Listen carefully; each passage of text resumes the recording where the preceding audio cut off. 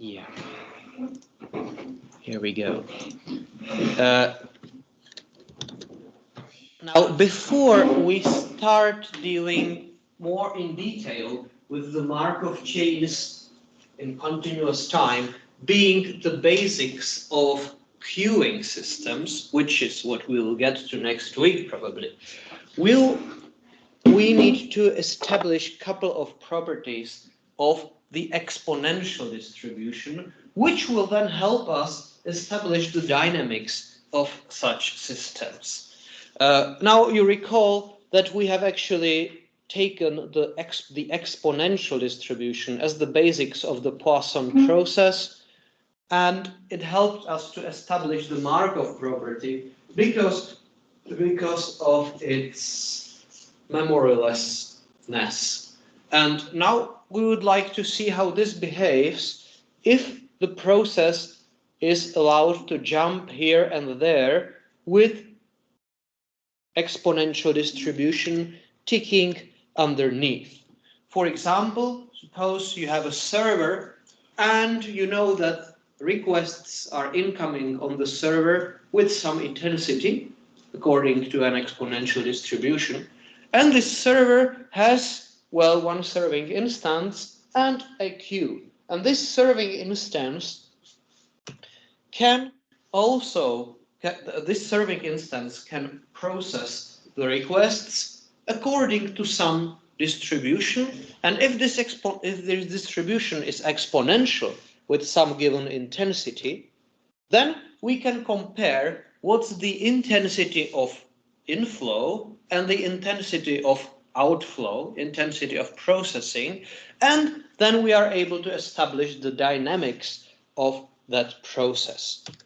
And if we count how many actual requests are there on the server, either being actually processed or waiting in the queue, we will arrive to the conclusion that they actually form a continuous time homogeneous Markov chain, given that the times of influx, the incoming requests, and the times of processing are independent and all exponentially distributed.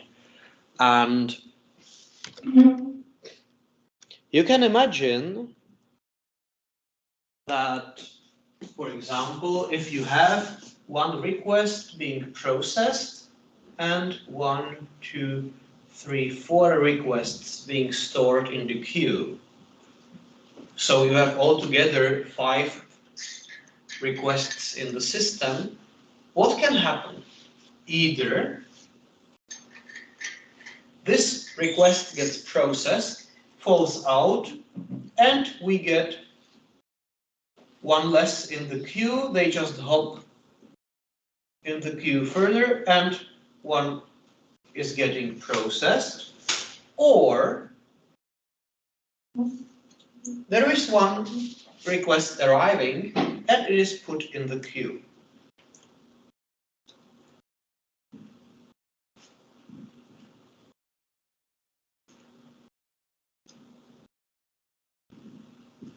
And if the time until a request comes into the system is exponentially distributed with some intensity, and the time that a request will actually be processed is exponentially distributed, and they are all independent,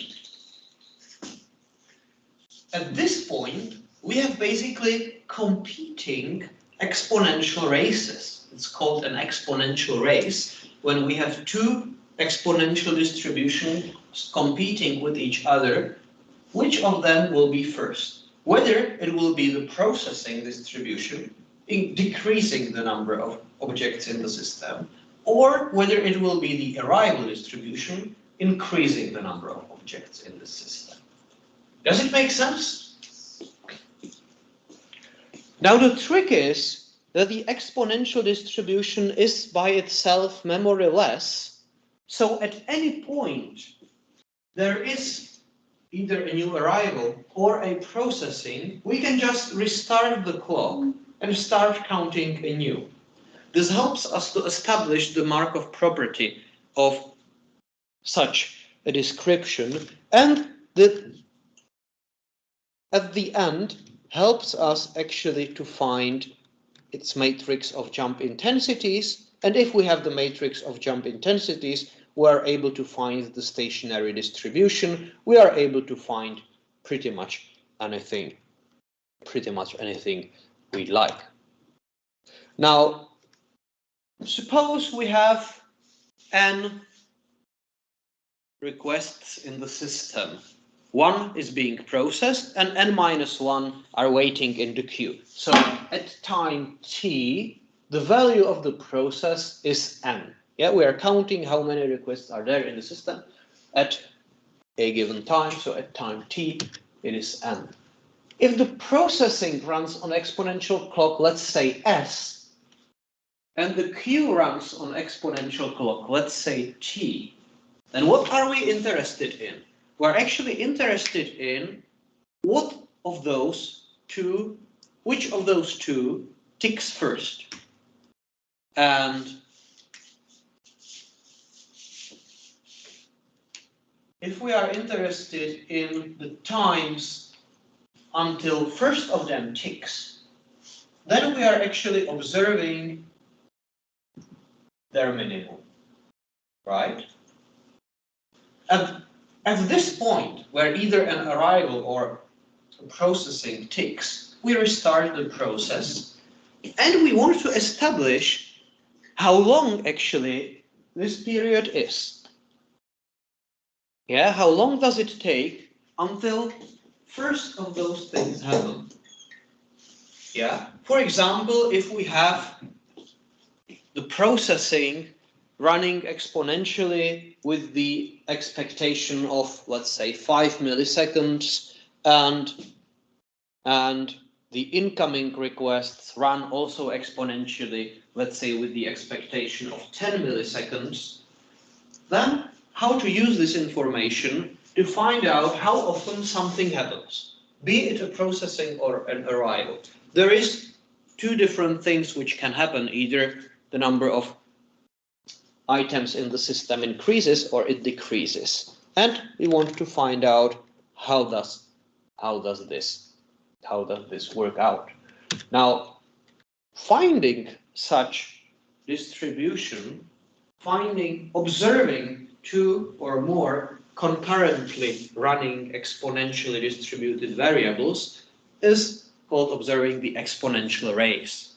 And we want to find out what's the time until the race finishes, meaning the first of them ticks, and what is the probability that this or this will be the winner of the race. Yeah, you can imagine this in a pretty large scale of scenarios. Now, if you assume that, for example, the buses are going and arriving according to the exponential distribution, and you are waiting at a stop where there are two bus lines actually available, and the time until one bus comes is exponentially distributed, the time until the other bus comes is exponentially distributed, and we can safely assume that they are independent, and we just want to get in, and we don't care which number, then we are waiting for the first of them, meaning we are waiting for the minimum. And if, let's say, one of them has the expected waiting time of 10 minutes, the other expected waiting time of 5 minutes, we'd like to find out what's the distribution until the first of them arrives. What's the expected amount of time until the first of them arrives? And what's the probability that one of them arrives first or the other? Yeah, in this setting, if the processing wins, means that a request is processed before another arrives, we just decrease the number of items on the server. If the queue or the arrival process wins, we increase the number of items in the queue.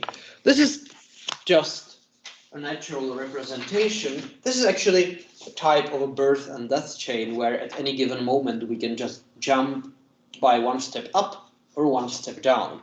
And if the times until the jumps happens are exponentially distributed, we want to investigate it and maybe find out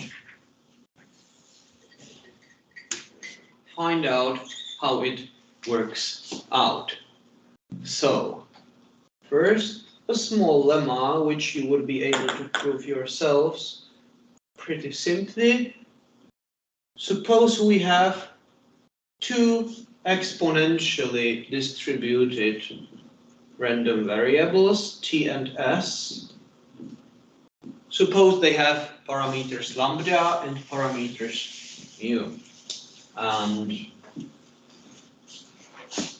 suppose that they are independent. And we want to find the distribution of their minimum. There it actually spoils to us that it is exponential, but we want to find this out.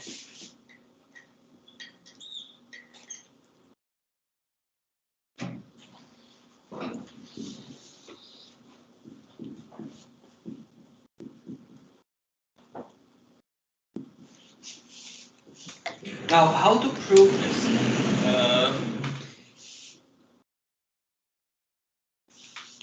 The minimum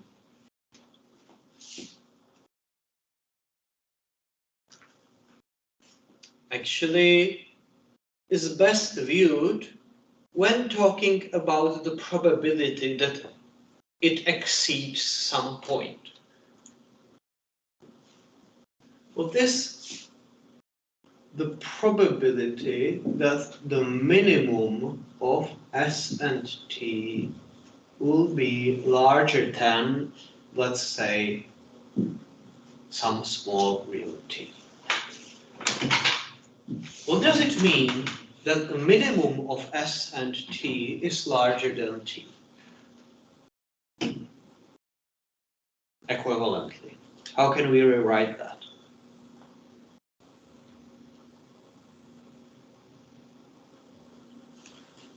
Here we have a timeline, here we have a time point t. And here we have the variables s and t, and this is the minimum. And we want the minimum of them to be larger than t. What does it mean about them both? Both are greater than t. Yeah, this is equivalent. So this means that s is larger than t, and at the same time, t is larger than t. Okay. And if we know that, now how can we rewrite such a probability? S larger than t, and at the same time, t larger than t. 1 minus s less than or equal to t. We can rewrite it using a complement, but it wouldn't help us. It would be too complicated. Now, from what we know about the variables, what can we turn the intersection into? Union. We could in a series of steps, yeah, but it wouldn't help us that much. Independent into t is greater than probability of t is greater than t. Into a conditional? Yeah, conditional. We could rewrite it as a conditional, but again, this wouldn't help us much. But we just use the independence. What do we know about two events, let's say A and B? If they are independent, then their joint probability of the intersection is A plus B minus A intersection B. Not really. If events A and B are independent, then the probability of their intersection is their product. Okay, so probability S larger than T times probability T larger than T. And now, if we know that they are exponentially distributed, what are such probabilities? How can we express that?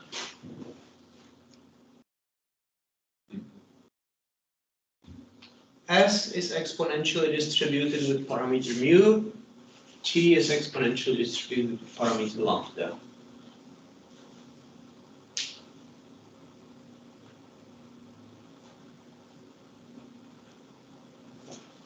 Well, the probability that the random variable is larger than some value is actually this integral,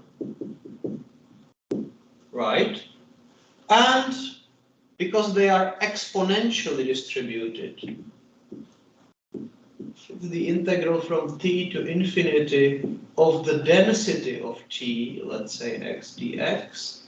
So it is the integral from t to infinity lambda e to the power of minus lambda x dx, which is, after a while of computing, e to the power of minus lambda t. This is the survival function which we have already seen 2 weeks ago when talking about the exponential distribution, waiting for the bus and so on. So here, this is the same, but with mu. So this is e to the power of minus mu times t. So we have e to the power of minus mu times t, e to the power of minus lambda times t. How can we rewrite that? So it is e to the power of minus mu t minus lambda t. So basically e to the power of minus lambda plus mu times t. That's the probability that the minimum will be larger than t. And we see that it has the same structure as this function, but with parameter lambda plus mu, okay? So this needs to have the exponential distribution with parameter lambda plus mu, okay?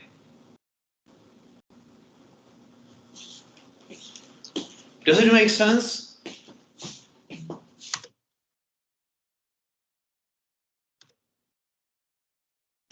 This can be also proven not for just 2 variables, but for any number of variables.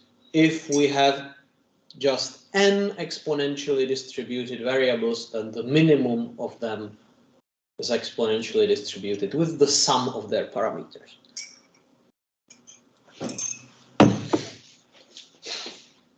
Now, let's take a look pretty simply at a situation with buses. Let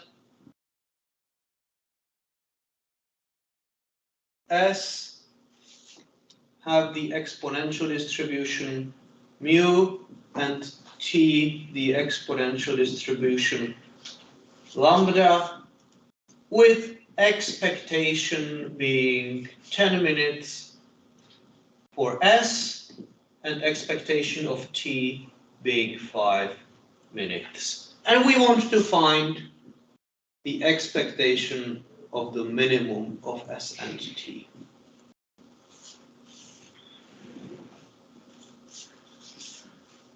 How can we do that? Yeah, suppose we are standing on a platform. We know that the expected time until the first bus arrives is 10 minutes. The other bus 5 minutes, and they are competing with the exponential distribution. And we want to find the expected time until the first of them arrives.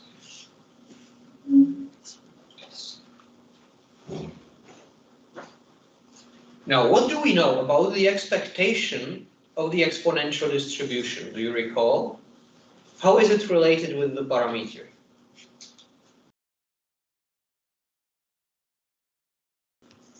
Multiply, like lambda times something? Not really.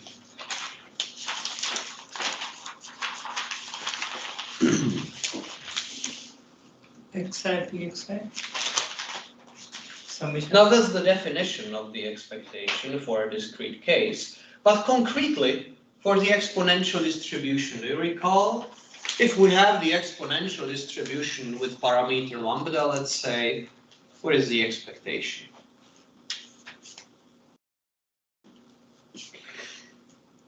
Oh, it's 1 over lambda. Exactly. So the expectation of t, that 5 minutes, is 1 over lambda. The expectation of s is 1 over mu. This tells us that mu is 1 over 10, lambda is 1 over 5, right? Good. And now what is the expectation of their minimum? From what we have just proven. 1 over lambda plus mu. Exactly. Because this has the exponential distribution with parameters lambda plus mu,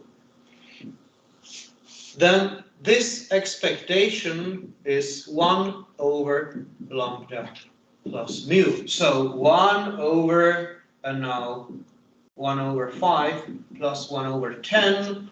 So 1 over, and now this is like 2 over 10. So it is like 2 over 10 plus 1 over 10. So 1 over 3 over 10. So 10 over 3. So 3.3 minutes.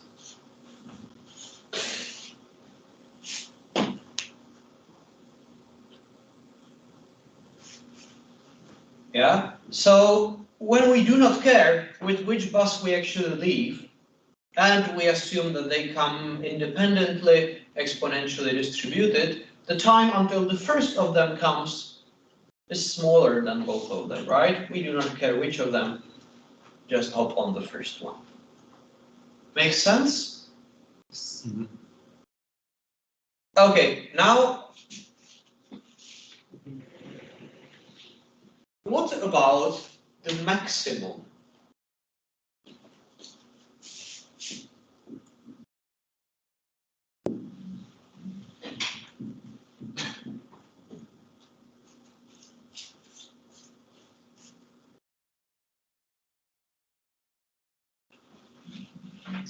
Expected maximum time. It's like Uh-huh. Yeah, that's, now suppose we are here, t0, here we have bus arriving at point T, bus arriving at point S, this is the minimum, and this is the maximum. The second of them. Only t. We will take only t part. Yeah, but we do not know whether we have S and T in this way or in this way. Yeah, we can have S or T, T or S. Yeah, we do not know which of them ticks first, which of them ticks second. Here we were interested in the first of them. There we are interested in the second of them. What if we take the maximum of these two expectations? Mu and Doesn't work that way.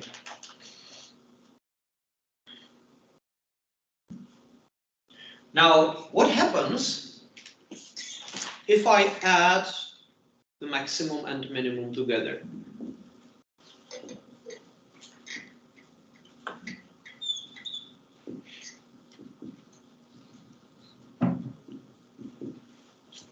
Suppose I take two values, find their maximum and their minimum, and add them together. What do I get? the expected. price. Oh. To time. Before we start talking about expectations, yeah, suppose I have two values, S and T.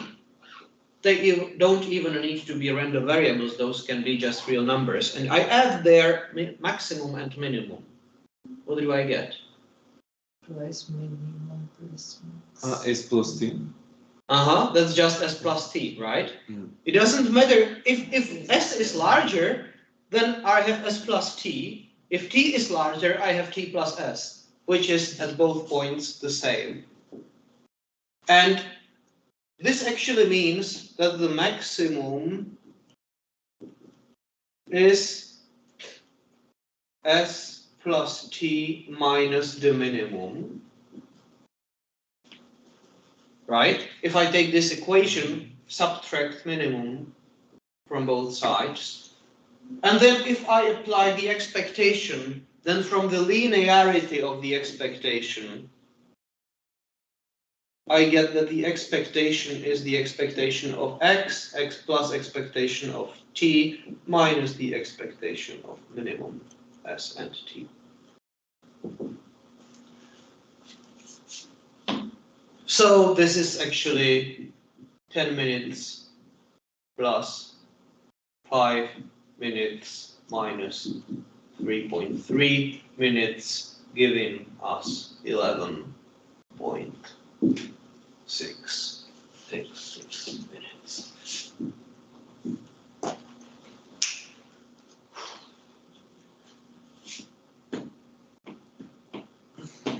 Makes sense? This is just playing with minimums and maximums, and helps us to work with this actual case of the exponential distribution.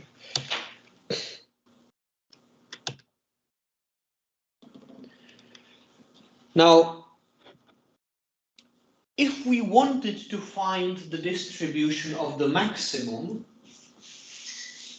we would be able to do this using the complementary approach. The fact that a maximum of two variables is less than or equal to something means that both of them need to be less than or equal to something, right? If the maximum of two variables needs to be less than or equal to 100, both of them need to be less than or equal to 100 at the same time. This can then be used when dealing with the probabilities. And for the exponential distribution, the probability that the maximum will be less than or equal to t is just the product of the probabilities that they will be less than or equal to t both, and we know that this is the complement that they will be larger. So 1 minus e to the power of minus lambda t times 1 minus e to the power of minus mu t, giving us nothing interesting in particular.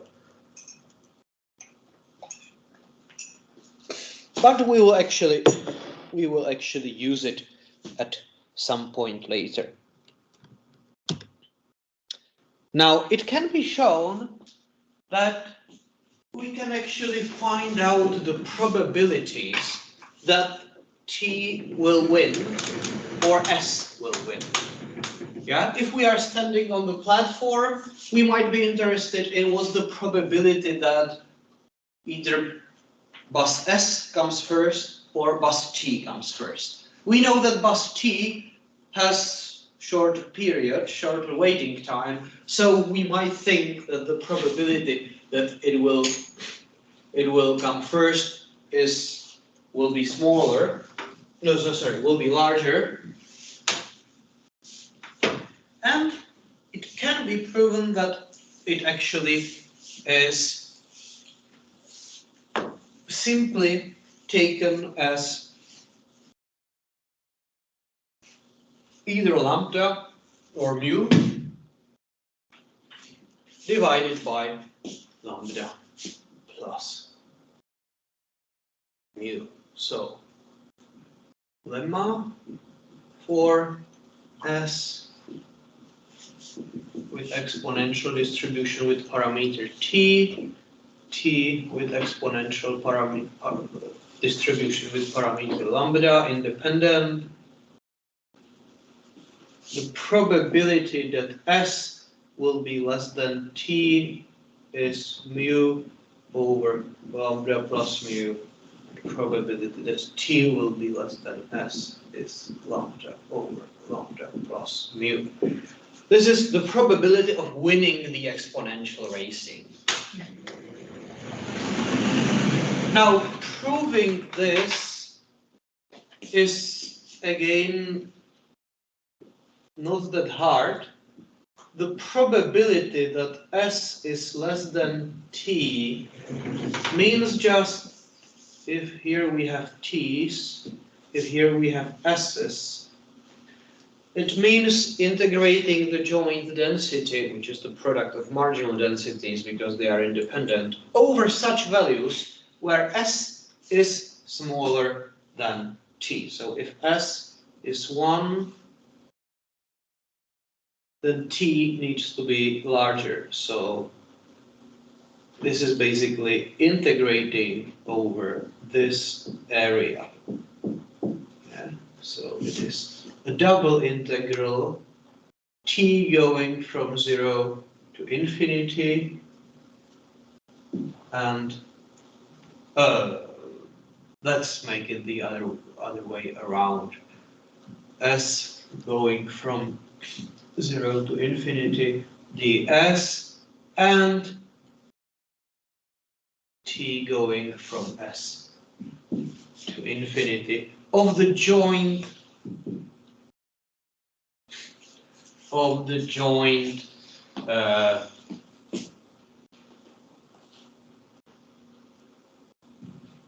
density, and the joint density is the product of marginal densities. Yeah, Fs at point S times Ft at point T, which is, well, mu times e to the power of lambda times mu, lambda times e to the power of minus lambda times S minus mu times S minus lambda times T. And the first part we do is the inside integral, so we integrate from 0 to infinity ds. What we have here inside, we put this outside, mu times e to the power of minus mu s, and then what we have inside is the integral from s to infinity of the density f t dt, which is the probability that t is larger than s, which is e to the power of minus lambda s. So we are integrating mu times e to the power of minus mu s minus lambda s from 0 to infinity ds. So basically mu times e to the power of minus lambda times mu s going from 0 to infinity ds. Mu is a constant, we can leave it. And then we are integrating e to the power of minus lambda plus mu s. So this thing goes into the denominator. So here we have minus lambda plus mu e to the power of minus lambda plus mu s going from 0 to infinity. At infinity, e to the power of minus infinity is 0, right? So we have 0 minus, and if we insert 0 here, e to the power of 0 is 1, so we get minus mu times 1 over minus lambda plus mu, which is mu over lambda plus mu. So this is the probability that S finishes first, so that it wins the exponential race. Right? For the problem with the buses,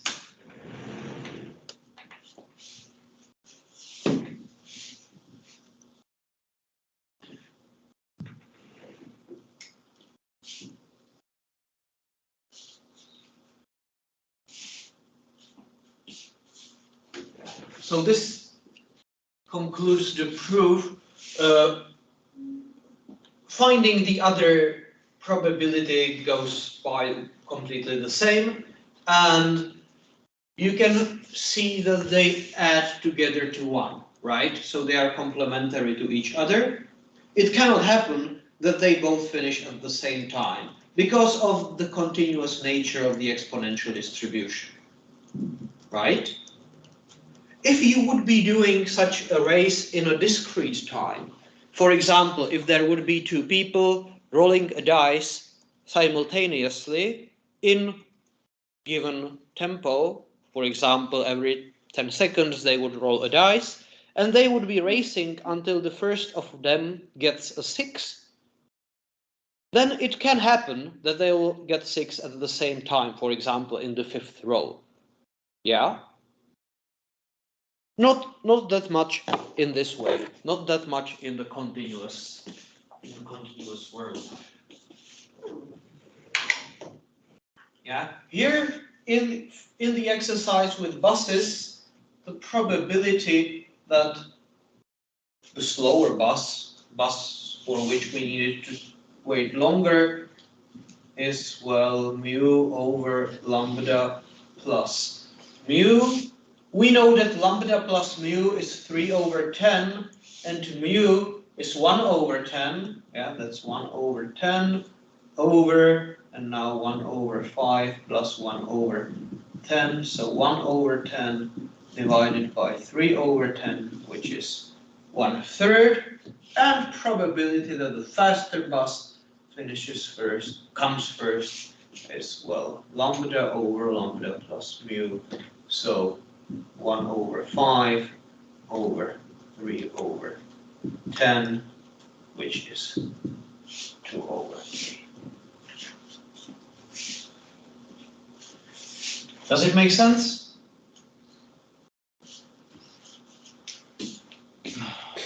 This is how we can deal with the probabilities concerning exponential racing. It can be generalized for not 2, but multiple variables. Yeah. If they are all exponential, if they are all independent, then the probability that one of them will beat all the others is just its parameter lambda divided by the parameter of the sum of parameters of them all. Now, it can be also proven that the winner of the exponential race, the fact who will be winner, does not depend on when the race will be determined. Okay, so the time, how long the exponential race actually takes, is independent on who will actually be the winner. Proving this goes just through verifying that the probability of the intersection is the product of probabilities. Yeah. The fact that the minimum is larger than some time u, and at the same time t has won, so finished first. It's actually just the probability. This is just the event that t is larger than u and s is larger than u and t is smaller than s, and the probability that this happens can be expressed as, again, a double integral over all options what can happen satisfying this condition. So s needs to finish after t, but t needs to be larger than u. So we are integrating, again,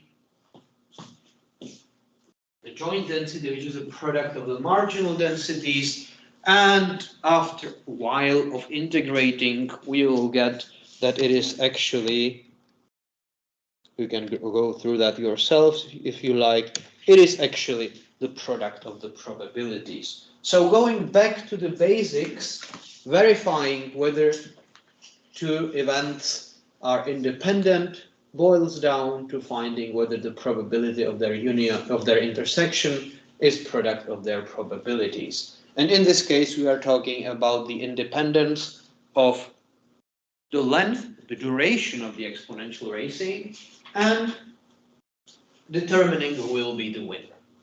Okay? Now,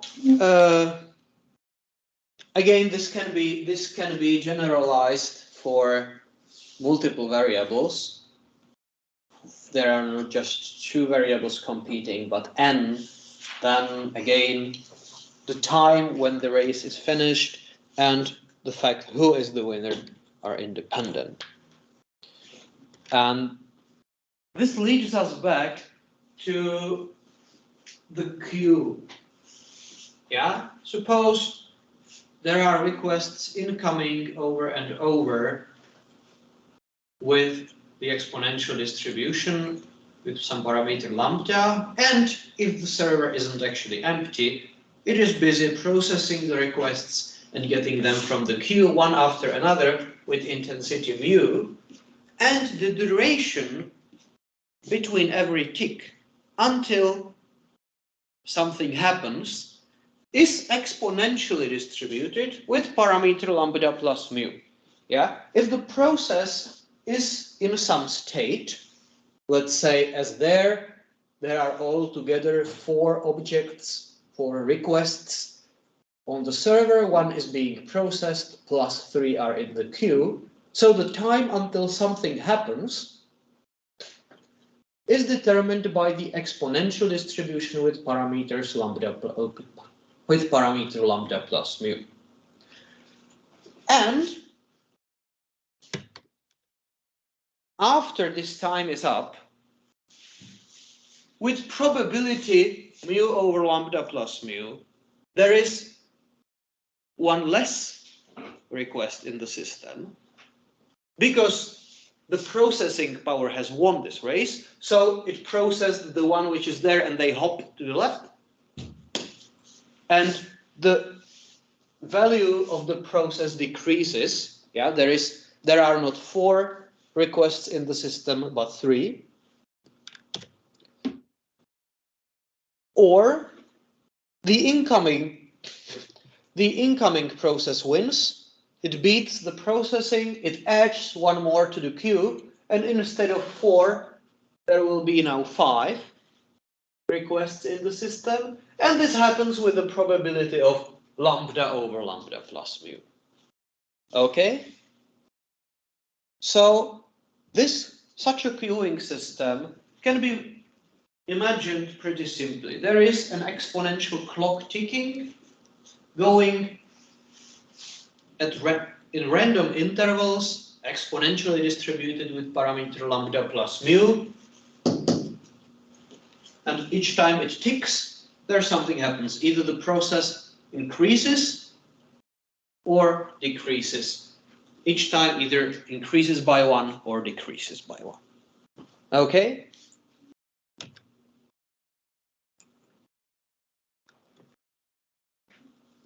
And this is called when we'll get to that, this is called the M1 queuing system, because you have heard about this, right?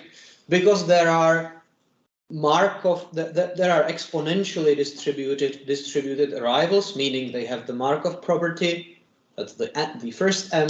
Then there are exponentially distributed processings, again being Markov, exponential distribution for getting the time. So there's the other M, and the third place 1 corresponds to 1 serving instance being there. Further, we will learn about more complex systems which can have multiple processing cores, for example, or if you imagine a call center where the requests are arriving, being stored in the queue, and there are, for example, 3 operators, then they all can be processing the requests, the calls at the same time. Then this would be like MM3, and we will then differentiate between systems which have possibly an infinite queue and systems which have only a finite queue, which, when it gets flooded, just refuses the requests. Those are all situations which can be modeled using continuous time Markov chains, and whenever we are able to do that, we are able to conjure up the matrix of jump intensities, and using what we have learned just before, we can find out what are what's its stationary distribution, what are its limit properties, and so on and so on. For example, in this case, when we have just one processing core, you can imagine that if the intensity of arrivals would be larger than the intensity of processing, then the server would just get overwhelmed and the queue would grow up to infinity through time, so it will just crash and the stationary distribution would not exist. This is just the basics when we are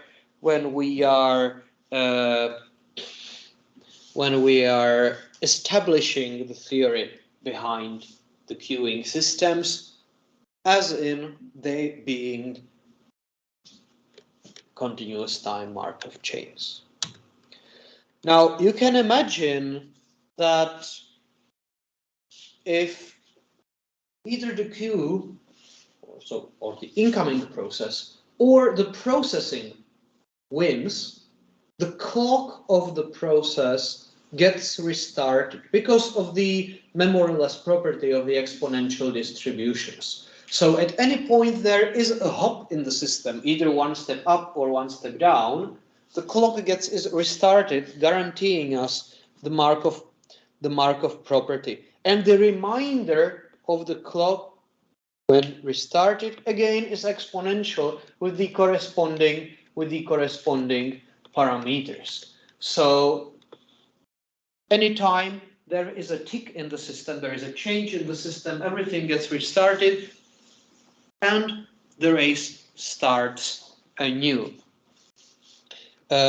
When talking about the dynamics, being the times between events, jumping up or down, being exponentially distributed, and the probabilities of jumping down being mu over lambda plus mu and jumping up being lambda over lambda plus mu, leads us immediately to establishing the matrix of jump intensities. Yeah, because from what we have learned before,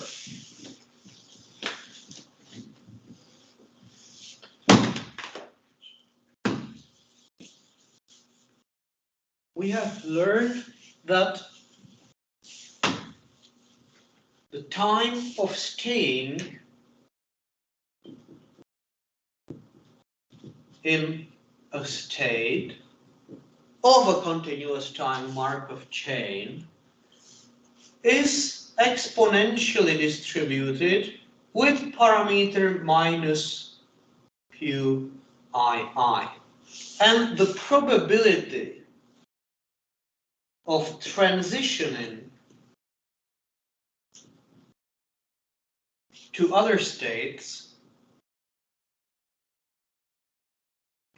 from I going to j, is given as the proportion of qij over minus qii.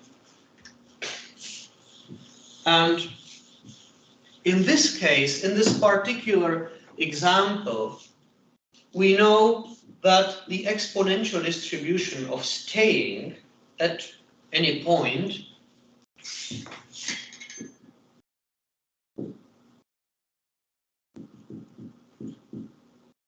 has the parameter lambda plus mu, right? And the probability of transitioning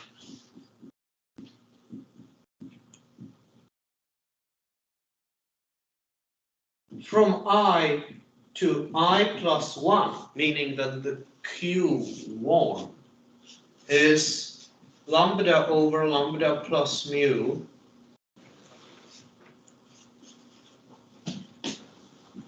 so this needs to be Qi I plus 1 over minus Qii, right? And probability of transitioning from I to I minus 1 is mu over lambda plus mu, when the processing won the race. So this is Qi I minus 1 over minus Qii. Okay, so this means that the Qi I plus 1, the intensity of going one step up is lambda, and the intensity of going one step down is mu. Yeah? And the matrix of jump intensities of such a simple process looks like this. The only thing which might surprise us, which we need to count ourselves, is the intensity of staying at zero, which is just the negative of this minus lambda, negative of this lambda. Otherwise, there is always a race between the Q and the processing, between jumping up with the intensity lambda or jumping down with intensity mu. Okay? Does it make sense? Now, it seems like this works. If we would like to investigate it more in depth, we might want to look onto the behaviors of the exponential distribution and on the actual matrix of transition, matrix of jump intensities being the derivative of the matrix of transition probabilities. Now, this requires a trip through capital O and small o, which you might have seen already, I think. The Landau notation. This is nothing which would come up on the exam, but just this serves to support the connection of Markov chains and queuing systems and the exponential distribution being the source of the properties. Now we say that one function is capital O of another function for any given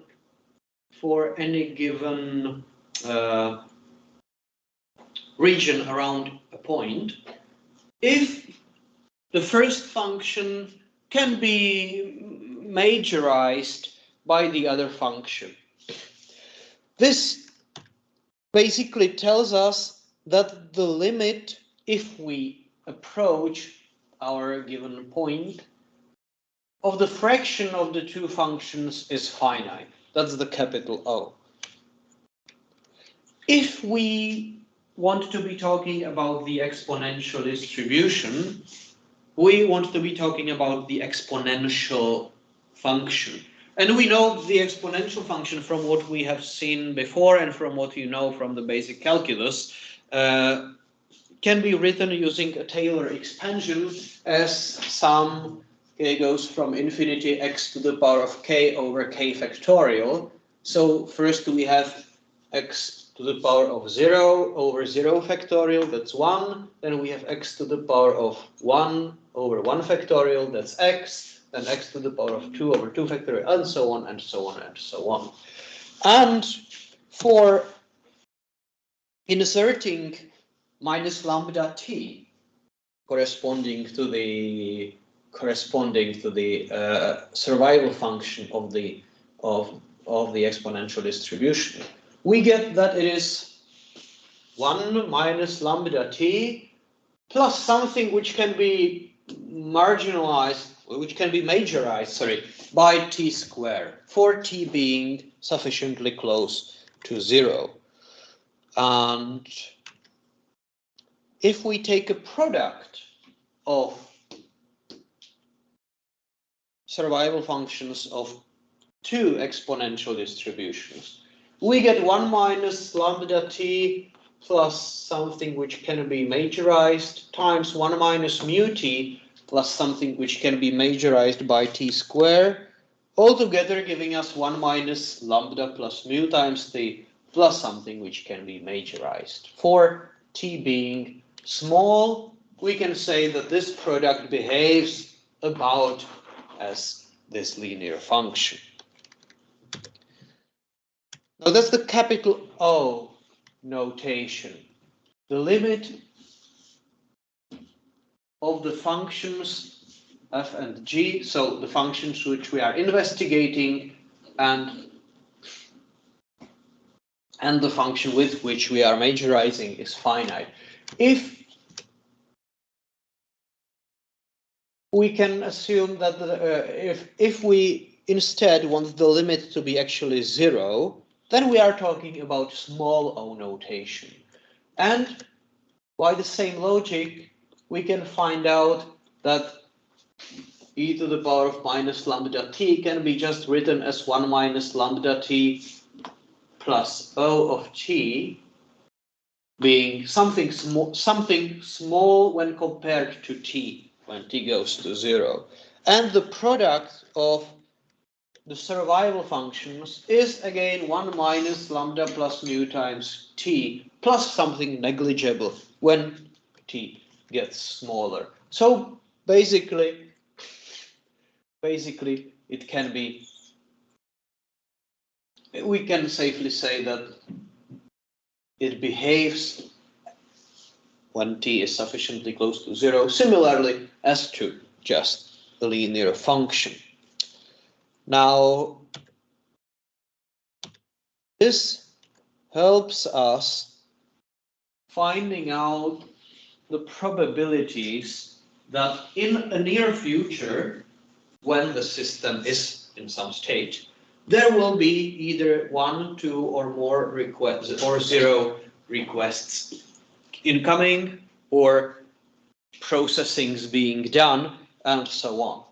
Now, if we would like to talk about there in some small amount of time, there being 2 or more changes in the process, it would mean that in this amount of time, let's say h, either we got 1 arrival and 1 processing, or we got 2 arrivals, or we got 2 processings. This can be majorized by an event telling us that up to time h, there was either the time of 1 arrival and 1 processing, or the time or times of 2 arrivals or times of 2 processings, and the probability that this will happen, that actually 2 variables will be smaller than h if they are exponentially distributed and independent, is the product of their probabilities, and it is 1 minus, each of them is 1 minus the survival function. And if we take e to the power of minus lambda h in the expansion with the small o, we will just see that it is altogether something which is negligible when compared to the time window. Yeah, so the probability that 2 or more events happen in some small time window is negligible. Yeah, this has something to this plays into the fact that we are observing actually 2 continuous distributions. They cannot tick both at the same time, and or at the same time one of them, the queue or the processing, cannot tick 2 times at one given time. So the probability that 2 events happen at the same time are actually negligible. And the probability that nothing happens, so the first processing and the first arrival would happen after the time h, well, this can be found out from the survival function of the minimum, so e to the power of minus lambda plus mu to the power of h, and when doing the OH expansion, we'll get that there is actually 1 minus lambda plus mu h plus something negligible, and the probability that exactly one event occurs is the difference, well, 1 minus no events, or 2 or more events, giving us lambda plus mu h plus something negligible, leading us to constructing the matrix of transition probabilities.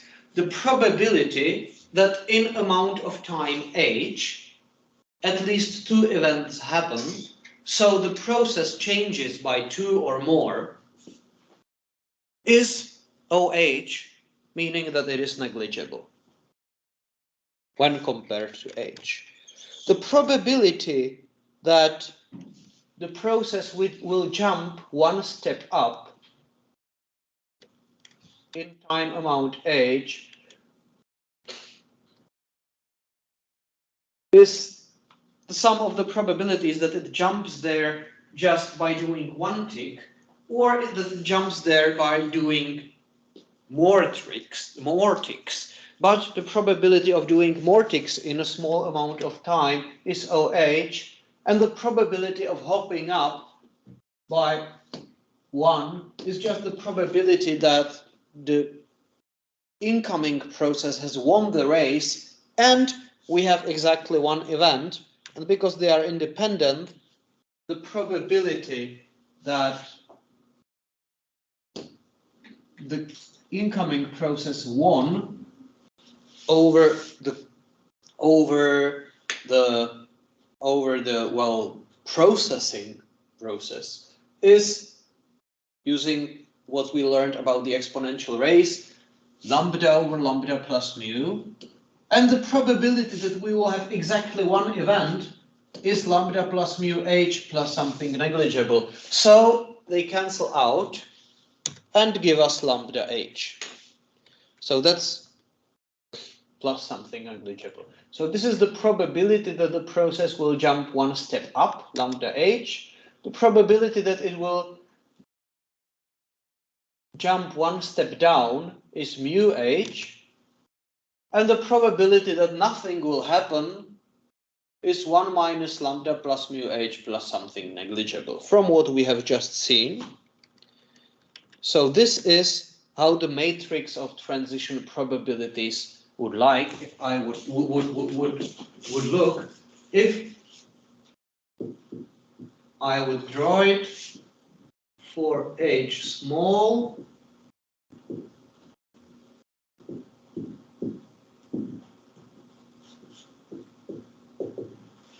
going one step up will be lambda h plus OH. Going more steps up will be OH, OH, and so on. Going one step down will be mu h plus OH. And, well,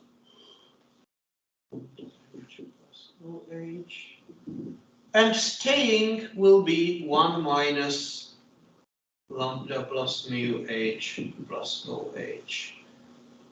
And here it will be just the complement 1 minus lambda h plus OH staying at 0. So this would be the matrix of transition probabilities. And if we would take the derivative of it, we would get the and then add 0 for h, we would get the matrix of jump intensities. And if we take a derivative of lambda h plus OH with respect to h, we are left with just lambdas, right? So above the diagonal, we'll get just lambdas. If we take the derivative of mu h plus OH with respect to h, we'll get just mu.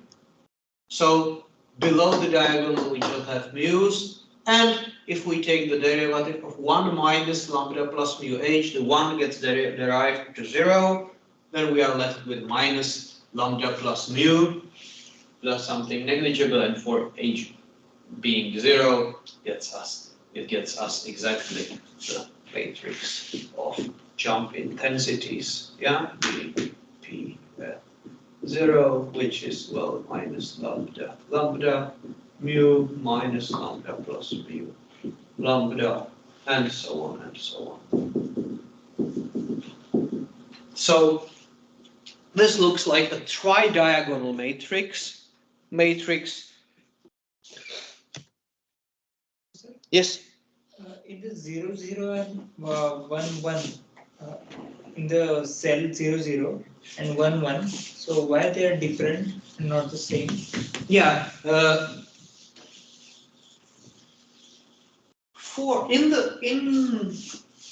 1, 2, 2, 3, 3, and 4, 4, at each of those points, we are at this situation, the probability of staying.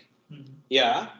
And in this point, there are exponential clock ticking, racing, whether the incoming process or the processing time will finish first. So in that case, we have lambda plus mu in there. But going from 0 to 0, that's a special case, because if we have 0 requests in the system, the processing power is not on. Yeah, it is switched off. So we are basically just waiting for the request to arrive. Okay, so it is just the complement to this. Okay. Yeah.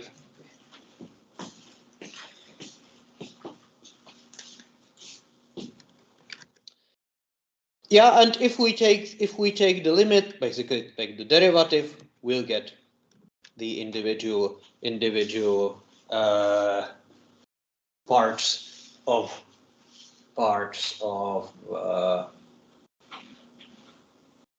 the matrix of jump intensities. Now rigorously defined from what we know about the exponential distribution, from its behavior, and so on. Does it make sense? Now, if we are not talking about such a simple process which can jump up only by 1 with intensity lambda, or by 1 down with intensity mu, but we have maybe a couple of concurrent exponentially distributed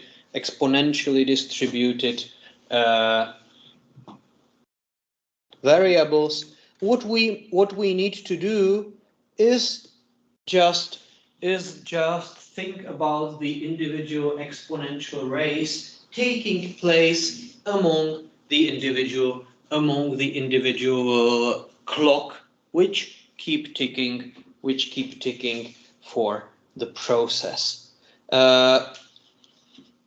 It can be said at the end that a process is a continuous time Markov chain whenever there is an exponential race taking place between individual events. Yeah. Whenever the time until something happens is exponentially distributed and the probabilities of jumping somewhere else are then given by the proportion of the intensities. Yeah, the exponential distribution having the memoryless property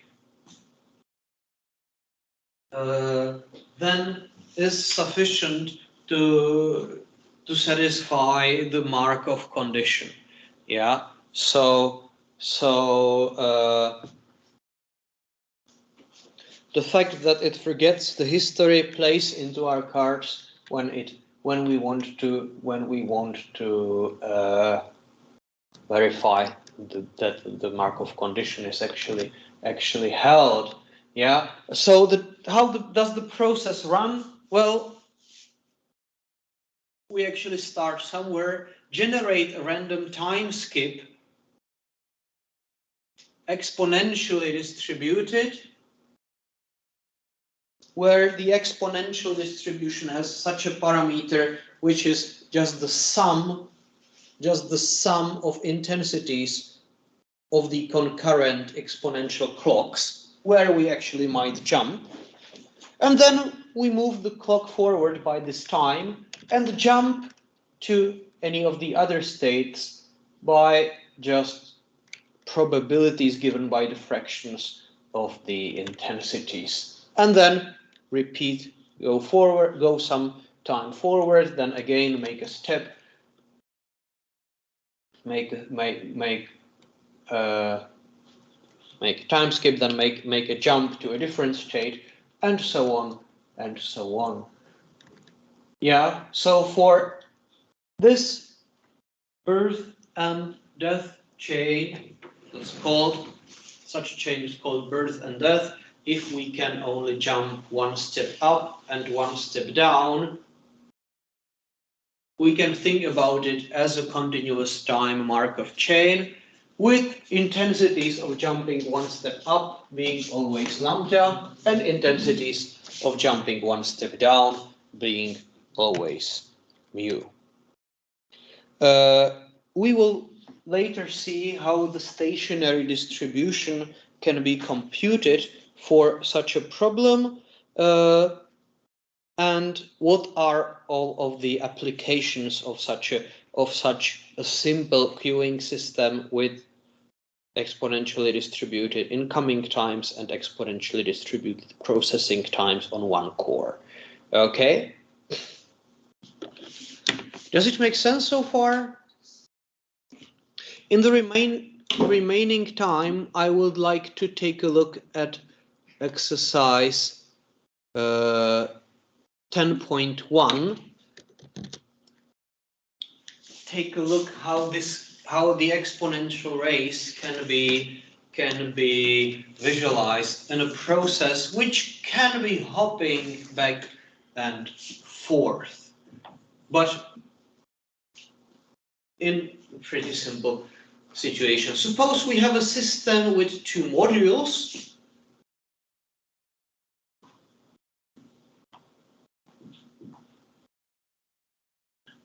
And each of them can break down independently on the other.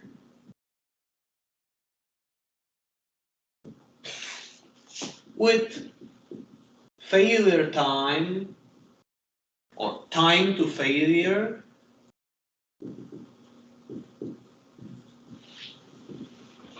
being exponential with parameter lambda. And we know that lambda is 2 breakdowns per week.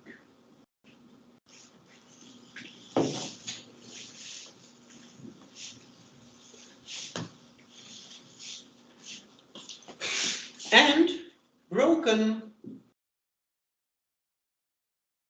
modules get repaired, possibly even simultaneously. If both of them are broken, they are being repaired.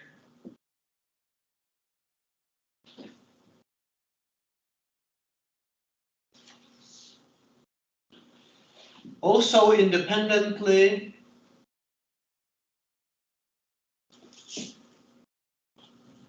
with repair time being exponential with parameter mu, and mu being 1 repair per 3 days.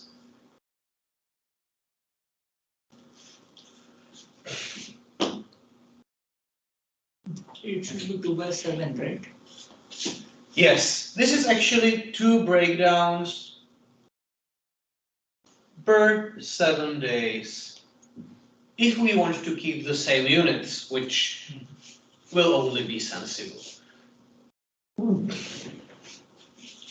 Okay, and We suppose that all the failure and repair times are independent, exponential, and we want to find the matrix of jump intensities of such process where xt is the number of working modules. Yeah, and first we want to find the matrix of jump intensities.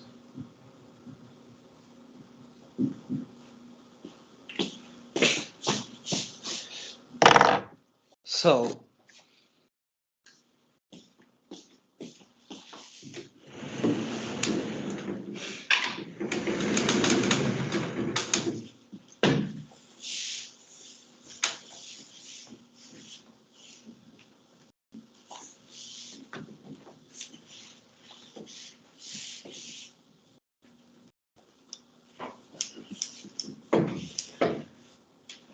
let's take a look. Now, how many modules can we have working at any given time? What are the options? 2. 0, 1, or 2. 0, 1, or 2. Okay. 0, 1, or 2.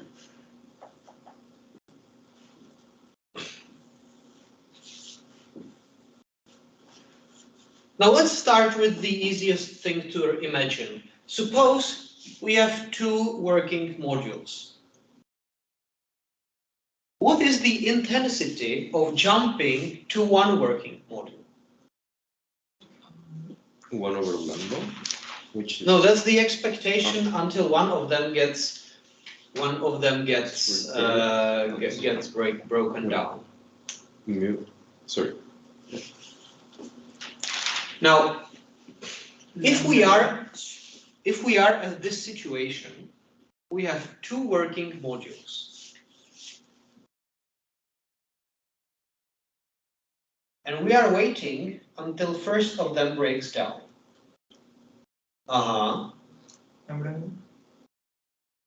Sorry, mu h.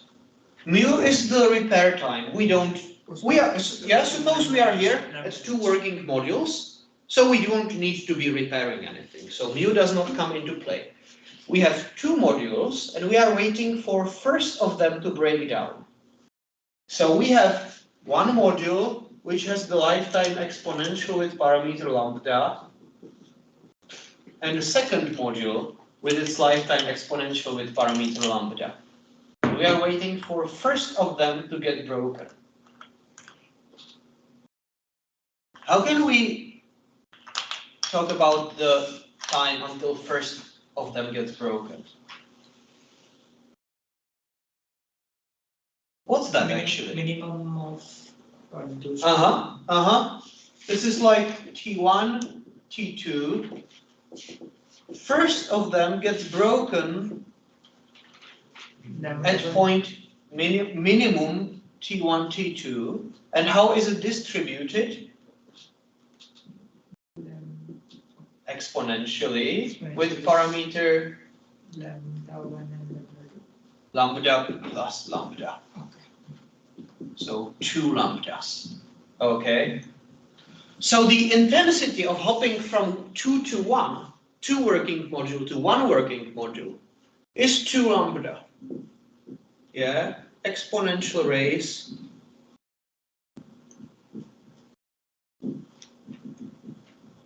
between 2 modules.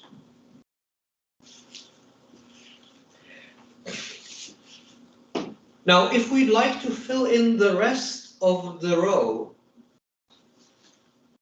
can we jump from 2 to 0? Yes. If they break at the same time, then yeah. And what's the probability that they will break at the same time? Same. Yeah, the same, right?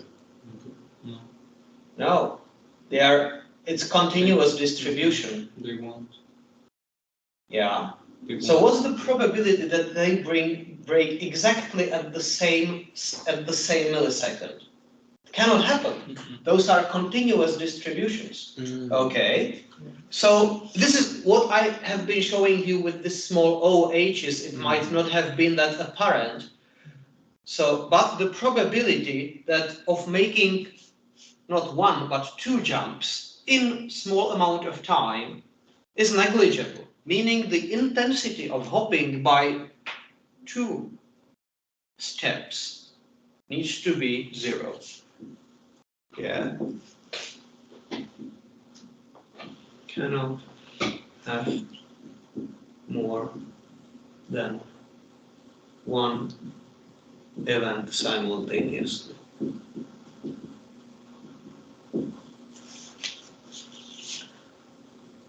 Okay, and the reminder Minus 2 lambda. minus 2 lambda, so that it will add up to 0.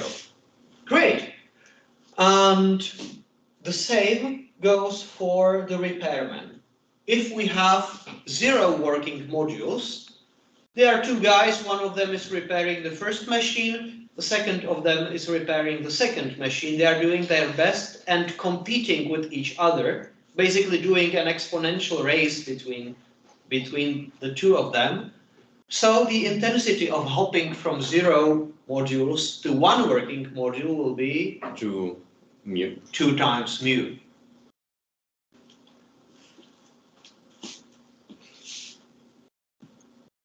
Yeah, this is the exponential race between the two repairmen. Yeah, they cannot finish at the same time. So the intensity of hopping 2 steps up is 0, and on the diagonal we have minus 2 mu. And what about the middle? Suppose we have 1 working module. This means that 1 is being repaired. Right? Yep. So how would this row look like? Lambda. 1 to 2 mu. 1 to 2 mu. Not really. That's not 2 mu. Because here, if we start at 1, this means that 1 is working and the other one is being repaired. Now, what is competing with what in this case? Lambda with mu. Lambda is competing with mu, right? If the repairman finishes first, he won the race, and we jump from 1 working module to 2 working modules, right? This happens with intensity mu. Yeah. Repairman won. And if the module which was actually working gets broken down before the repairman has managed to repair it, repair the other one, the process jumps from 1 to 0, and this happens with intensity lambda. Okay, so the breakdown. Tragedy 1. 1. And in the middle, we need to have minus lambda plus mu, the same as we had all our. Yeah. Here, there is actually the exponential race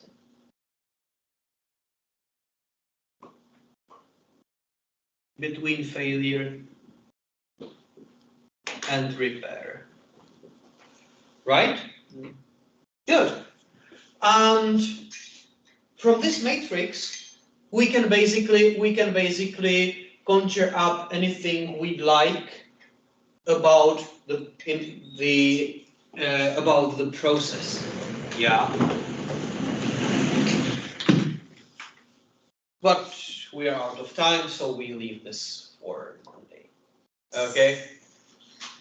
So I hope you have at least understood a bit the concept of the exponential racing between the times until something happens. The minimum of those two was the probabilities of hopping up, hopping down, and what everything we can do with that. Okay, any questions for that? Okay, so thank you and see you on Monday. I would like to remind you that on Sunday, there is the deadline for quiz 3. This Sunday? Yeah, this Sunday. It was not this Sunday. It was No, the wait. next Let's Sunday. take a look. It might be that I'm Oh, no, in I the think wrong.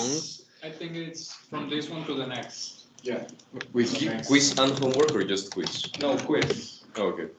Let's take a No, only third, right? Yeah, only the third, but before this, like 1 week and a half after. Yeah, I'm sorry. It is the 1st of May, so it is 1 week more. So you still have time. What's written Exponential. Exponential race between failure and repair. there?